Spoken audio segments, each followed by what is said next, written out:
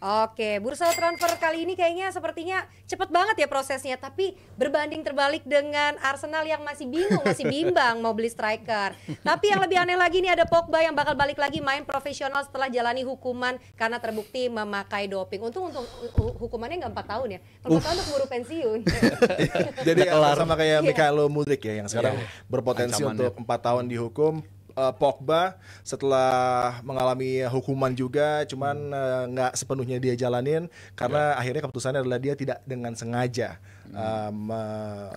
mengkonsumsi apa yang dituduhkan sebagai doping gitu. Tidak sengaja, dan uniknya impact dari substance yang dia itu sebetulnya lebih berefek terhadap cewek.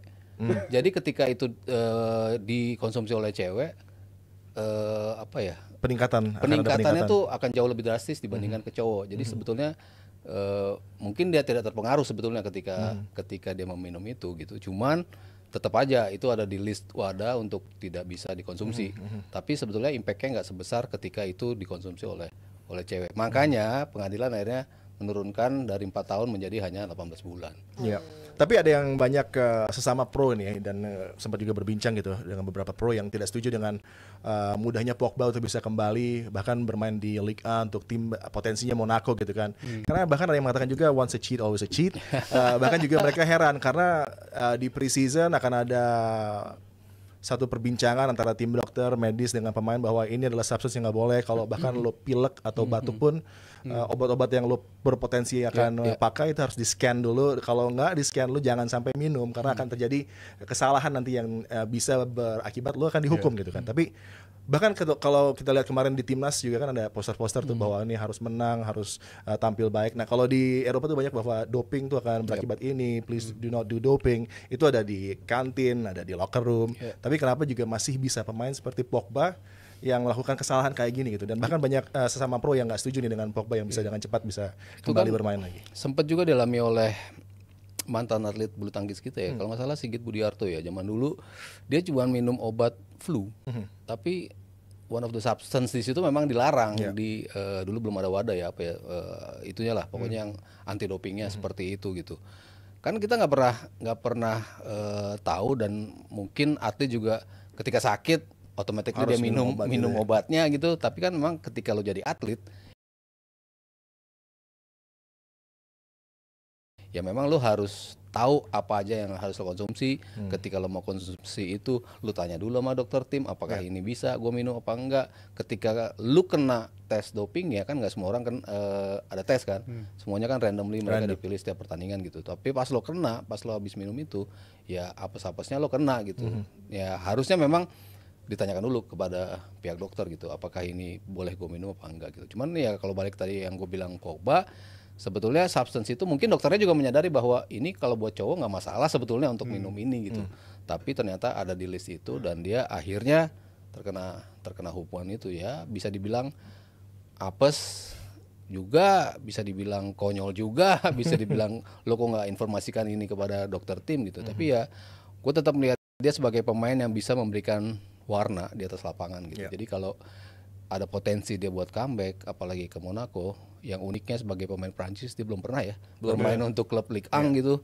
Datang dari United langsung ke Juve, balik lagi United, balik lagi ke Juve, sama sekali tanpa merasakan permainan di Ligue 1 gitu. Jadi ini menjadi momentum dia untuk bisa mencoba liga tertinggi di negara yang dia bela. Dan Monaco peringkat ketiga kemarin di bawah PSG dan juga Marseille. Artinya mereka akan tampil di Champions League gitu. Jadi kita akan melihat Pogba di Champions League kalau memang transfernya terrealisasi. Dan Pogba take his time juga ya karena sudah 4 bulan lebih dia bisa untuk membela sebuah klub gitu kan. Bahkan sempat di link dengan tim-tim di Saudi, tim-tim di MLS yang dimana dia sering spend time di Miami dan sekitar gitu kan. Tapi justru Monaco nih tim yang punya reputasi, punya pedigree juga, berpotensi tadi tampil baik di Eropa juga, dan ada kontrak 2 tahun. Sepertinya ini juga leeway buat Pogba yang mungkin akan menemukan formnya lagi di tahun kedua mungkin. Jadi Kalau Pogba sudah bisa tampil seperti Pogba yang kita tahu, 6'3" dengan kemampuan dribble yang luar biasa, ball carry-nya juga impresif gitu kan. Bagi Monaco, ini sebuah coup yang luar biasa untuk mereka. Ya, bisa jadi Sorry, tadi gue belum ngomong coup berarti. Kudeta. kudeta. Ya, tadi ntar gue diprotes. Coup apa, coup coup ya? apa, coup tumong. Berguna banget sih. Iya. Kalau dapat versi Pogba yang versi kita tahu di era Prancis ya, bersama Prancis itu kan pemain yang berbeda ketimbang dia bersama klub gitu. Iya. Bersama MU dia beda, bahkan ketika dia move on ke Juve periode cuma 6 bulan waktu itu main sebelum kena kasus ini juga gue ngeliatnya kayaknya ini bukan pemain yang sama lagi kayak kita ngeliat di periode Prancis juara di 2018, di Euro 2021 dia juga mainnya masih bagus, tapi setelah itu bukan pemain yang sama lagi, dicoret dari skuadnya Prancis World Cup Qatar juga ya, nggak ikutan di sana. Tapi kalau bisa balikin performa dia bersama Monaco yang secara environment gue ngeliat beberapa tahun terakhir walaupun udah bukan si Michel lagi ya yang dari segi sporting directornya, tapi ini tetap tim yang menurut gue salah satu yang terbaik dalam mengembalikan performa pemain yang sempat flop jadi oke lagi. Kita ngomongin dulu ada Cesc Fabregas pernah kesini juga buat masih bisa nunggangin performa terbaik dia. Takumi Minamino mau diketawain kayak apa juga tapi Superstar di bersama Monaco jadi superstar Dan gitu. di tengahnya ada Aklius ya yang Iya, bintang muda bisa. Prancis ini. Bisa dibalancing di sana dan gue rasa kehadiran Pogba itu bisa sangat membantu bagi mereka. Dan bukan nggak mungkin target 2026 mungkin gue ngeliat Prancis ini masih butuh sosok Pogba gitu. Bahkan waktu itu gue inget banget Mas Aryo pernah bahas di periode Euro 2024 kemarin.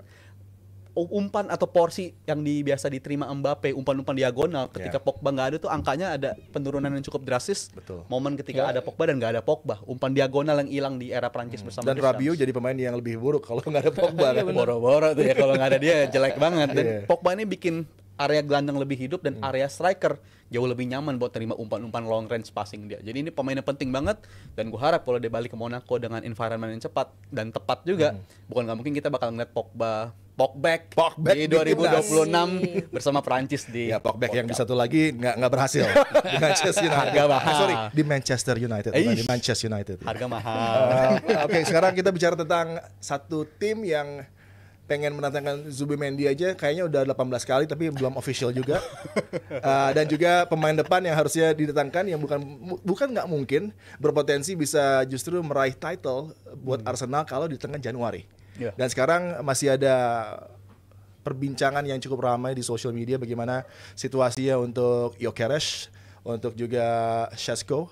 Siapa di antara dua ini yang akan masuk? Šeško katanya sudah oke, tapi justru wages-nya terlalu tinggi, gajinya terlalu tinggi. Padahal signing fee-nya potato wages buat. Potato wages. Potato wages. Iya, bukan gaji, maksud saya gaji. Gaji ya.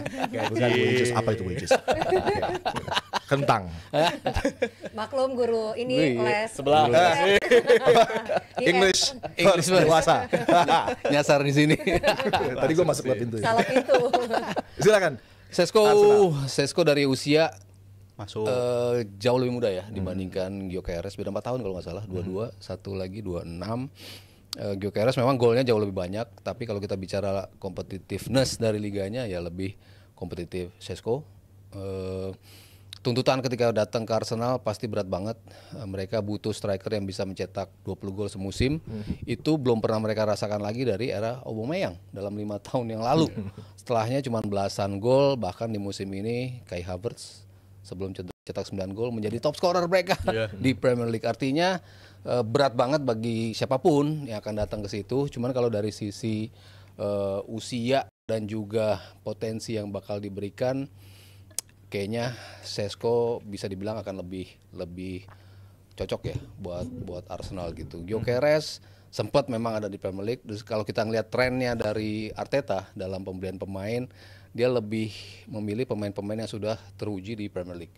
Semua transfernya belakangan kan semuanya dari Premier League ya kalau kita bicara gitu. Sementara balik lagi ke Bundesliga, terakhir mungkin mereka datengin siapa tuh dari Bundesliga? Kolasinya bukan. Leno.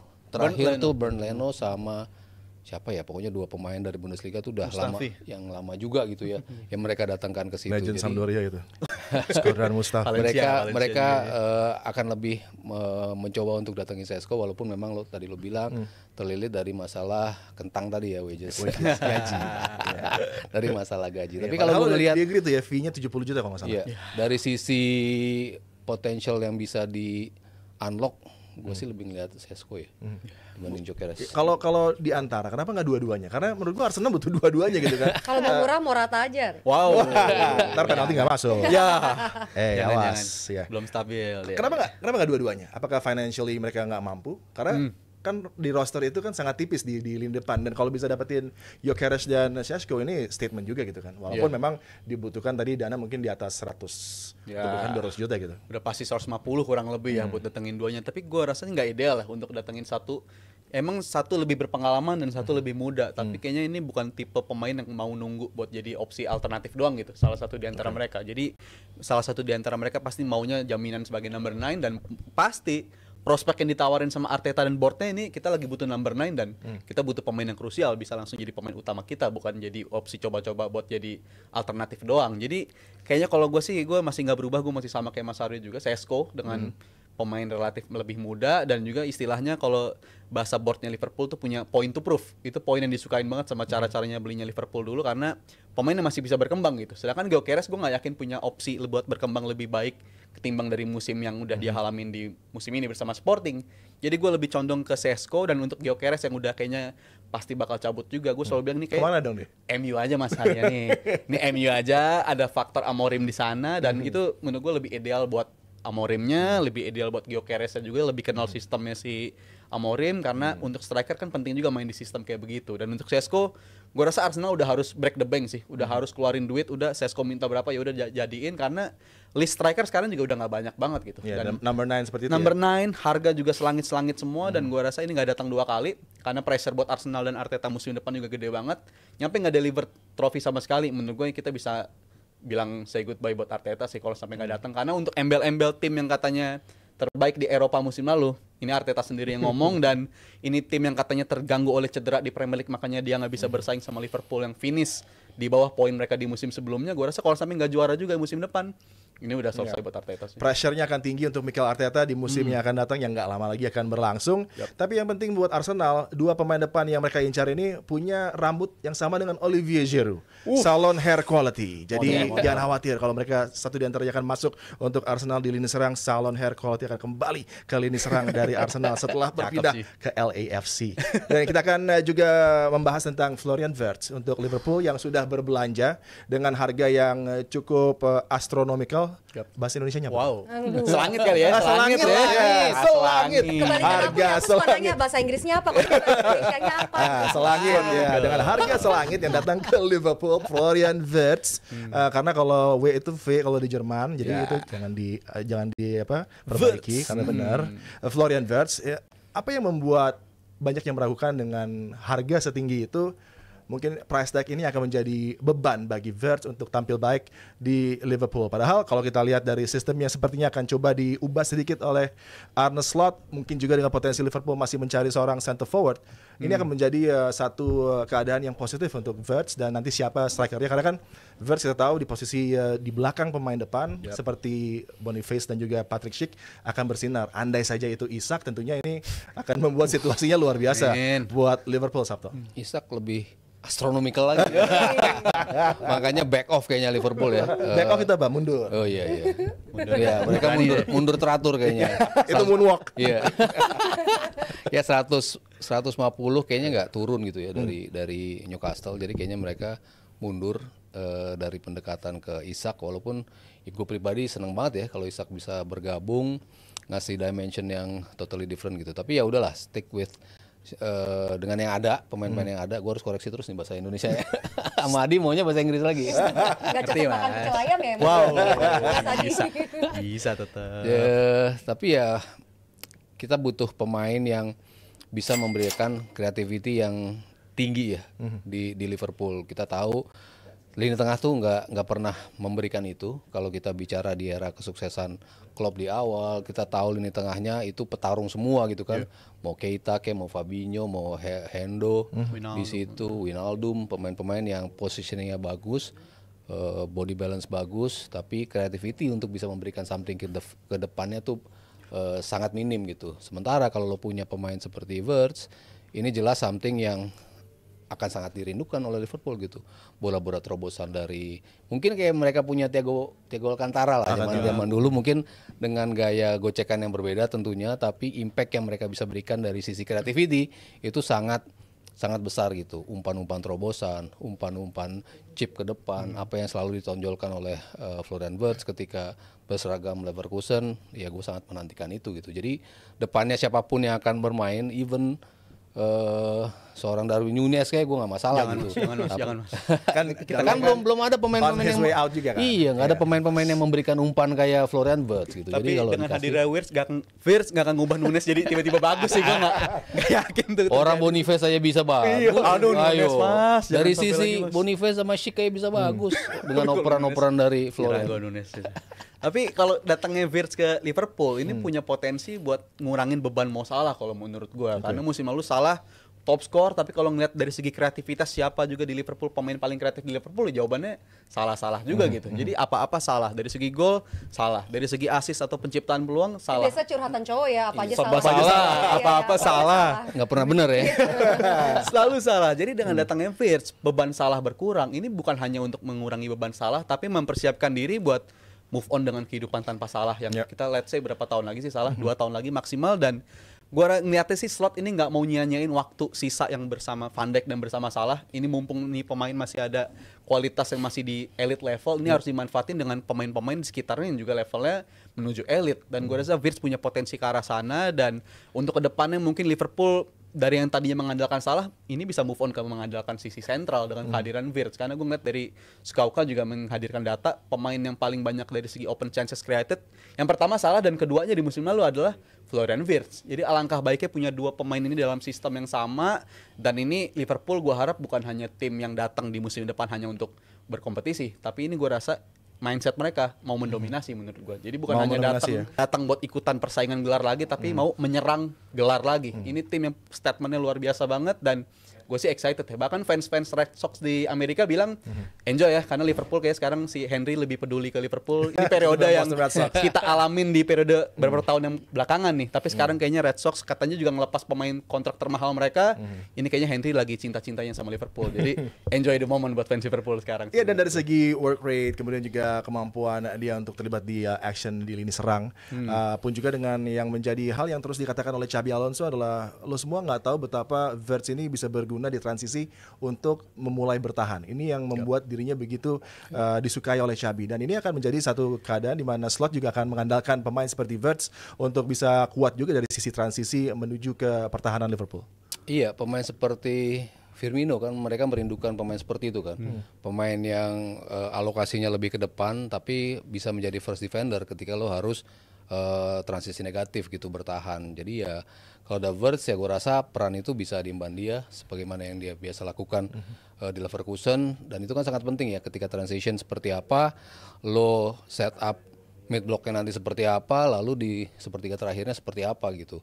Ketika disaring sama dia, ketika bola itu lewat dari saringannya, ya lo punya Gravenberch, punya McAllister yang bisa langsung balikin lagi menjadi sebuah transisi ke offense lagi. Jadi ya pemain-pemain yang tipenya mengganggu pemain-pemain untuk, karena kita tahu berapa kali Liverpool kena counter itu karena dari posisi itu gitu, dari posisi depan yang tidak cepat untuk bisa menutup serangan-serangan gitu. Nah ini kan butuh sosok yang penting untuk bisa memastikan pemain-pemain lo kembali ke posisinya masing-masing nih dengan saringan pertama dari Florian Wirtz. Ya, apalagi split pass-nya, running between the lines-nya luar biasa. Mungkin juga selain Isak, Ekitike bisa diambil ya untuk Liverpool. Kayaknya itu juga punya potensi, hampir mirip juga dengan Isak. Kalau diduetin sama Wirtz, gue ngeliatnya soalnya Wirtz butuh nih satu pemain depan yang bisa play off him untuk bisa membuka lagi skema tekanan buat Wirtz lebih optimal. Itu menjadi plan dari Liverpool untuk musim mendatang, dan yang dikatakan Rijal dan Sabto sangat tepat, akan ada potensi mendominasi di Premier League mungkin 2-3 musim, dan juga berupaya untuk bisa tampil spesial di Champions League. Oke, udah ada 2 saweran terakhir. Yang pertama dari Apit lagi, Rp25.000. Haisen semenonjol itu di Madrid, build up banyak dari dia, progres pasnya juga bagus. Apakah peran Kroos akan diganti dari posisi lain? Bisa jalan dari belakang, memulai semuanya dari belakang yang tidak dimiliki Madrid di kemarin-kemarin. Nggak ada pemain belakang yang bisa untuk build. Ya paling bagus sejelek-jeleknya Asensio ya dia yang paling bisa melakukan itu, tapi lewat pas-pas yang jauh-jauh gitu. Sementara dia bisa progres pelan-pelan dari bawah. Jadi ya addition yang bagus buat Madrid. Ya gue ngeliat kalau Haaland kan Rookie of the Year ya di Premier League dan sensasional lah. Gue agak bias kalau ngomongin, kalau ngomongin Haaland karena potensinya begitu Bias sensasional ya. Wow, Danar. Ya kalau mau menggantikan peran Kroos ya ada Mas Tantuano yang punya kemampuan itu dan sangat apik dengan kedua kakinya, punya visi pass dan range yang bagus. Jadi Madrid sih untuk musim mendatang ini harus membuat Barcelona ketar-ketir lah dengan pemain-pemain muda yang mereka punya. Harapannya gitu. Oke, dari Peles Tilaidai Rp50.000. Semoga Peles diperbolehkan main di Europa League. Kalau enggak bintang-bintangnya cabut dah. udah ownership dari Palace sudah membagi tuh. Sekarang udah dibagi sama orang lain yang akan membuat situasinya nggak pelik buat tadi ada double ownership kan. Oke, dan Jebret Tim Nesa mau ingetin sekali lagi, jangan lupa kalian daftar sekarang juga kalau mau ikutan acara perayaan 1 juta subscriber kita tanggal 29 hari Minggu nanti di CGV FX Sudirman ya. Kalau mau reservasi silakan ke Budi atau Syafira, ada 2 sesi jam 4 dan juga jam setengah 7 malam. Jadi ini benar-benar limited seat ya buat kalian yang mau daftar, mau ketemu langsung sama pundit-pundit kita juga silahkan. Ramein hari Minggu, daftar dari sekarang sebelum kehabisan. Oke, terima kasih banyak untuk AOI dan PT Mitsindo Visual Pratama. Jangan lupa besok ada DPI Muda jam 8 malam. Bye-bye. See you. Halo Jebret Tim.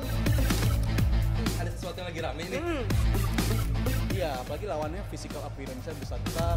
Punya working relationship yang bagus. Lu harus kasih dia kesempatan lagi. Di atas kertas lo semuanya harusnya menang. Ada bahasan yang paling ditunggu-tunggu.